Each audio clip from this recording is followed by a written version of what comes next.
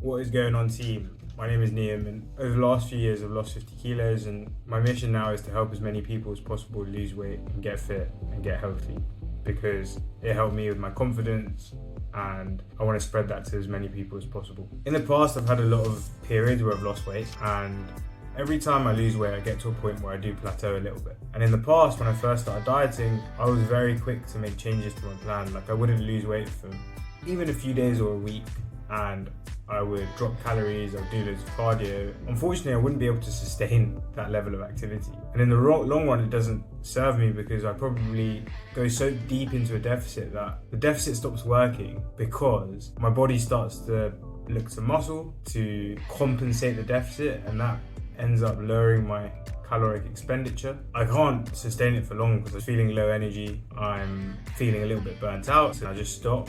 Afterwards, because I felt so restricted and I felt so burnt out, I end up going completely the other way and gaining back some of the weight that I lost. And so when hitting plateaus, it's really important to not make emotional decisions, but be a little bit more logical about it. Really making sure that you're making changes to the plan logically and being objective about it, rather than being emotional. It's important to be scientific and make sure that you're making the changes at the right time. Because if you make changes prematurely, like I said earlier, you're just gonna burn out. You're gonna feel so low energy that the diet's not gonna work anymore, because you're not gonna be able to stick to it. So in this video, I'm gonna show you the 3-step approach I take whenever I hit plateaus, to make sure that I'm making the decisions logically and objectively rather than emotionally. Step 1 is to look at what metrics I'm measuring. Ultimately, the scale weight is a lagging indicator. We don't have any control over it. So if that's the only metric that we're looking at, it might just have a delayed response in terms of the efforts that we're making right now. Like, you don't just do a calorie deficit for a day and then just lose weight the next day. It's not how it works.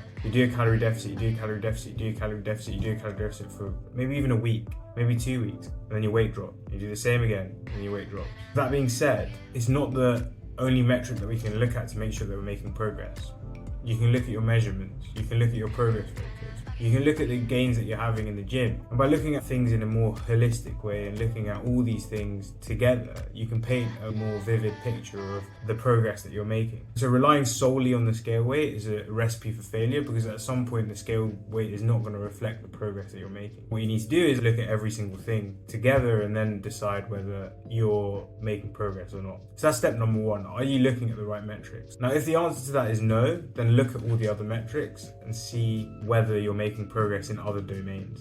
If you are, then great, you can continue the plan as you are and you don't need to make any changes. If at that point you're like, alright, I've looked at all the metrics, looked at my progress photos, looked at my measurements, and nothing's really changing, then that's when you go to the next step. And the next step is asking yourself truthfully and honestly, are you executing the current plan accurately? Are you dialed in with your training? Are you dialed in with your steps? Are you dialed in with your diet? Because if you're not, then you can't say that the current plan isn't working, because you're not doing the current plan. Reflect truthfully on whether the plan that you're currently doing is dialed in. If it isn't, then that's a good thing in some ways, because it means that you can dial in. That will allow you to make the progress anyway. If at this point you're like, alright, I am dialed in, I'm doing everything properly, I'm weighing everything, I'm doing my steps, I'm doing my training sessions, I'm doing everything right, and I'm measuring everything, that's when you can move to the next step. And that is when you can say, okay, the current plan isn't working, and so I need to make some changes. And making changes from then is really simple. You either drop your calories or you increase your expenditure, or you can do both. And it depends on how low your calories are, how much activity you're already doing. If you're already doing 20,000 steps per day, it may be hard for you to increase expenditure at that point. At the same time, if you're already eating calories under 2,000 calories and you're a fairly large guy, maybe going lower than that's going to be unsustainable. It really depends on where you're at with everything and how you feel. If you feel like you can lower your food and you're okay with that, then great, do that. If you feel like you can squeeze in a few more steps or you can introduce some cardio, then do that. It really is going to be dependent on your own personal preference, your own constraints in your lifestyle. If you don't have a lot of time, then doing more steps might not be the best option.